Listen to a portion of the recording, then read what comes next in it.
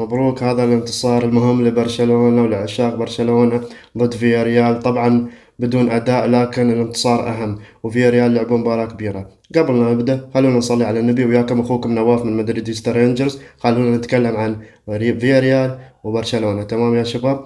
على العموم خلونا نتكلم أول شيء عن برشلونة. برشلونة عرفوا كيف ياخذون الفوز والثلاث نقاط، وفرقوا 11 نقطة عن ريال مدريد، وهذا شيء جدا كويس.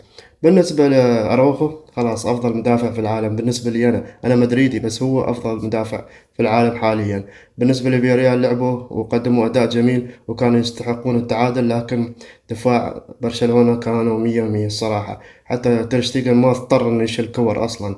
اكتبوا في الكومنت شو رأيكم في المباراة، وهل من عودة لريال مدريد ولا لا؟ انتوا اكتبوا شاركونا. لايك شير سبسكرايب، لا تنسونا بالدعم. الدعم مهم جدا للقناة يا شباب. خلونا شوي نتحرك. تمام يا شباب؟ سلام.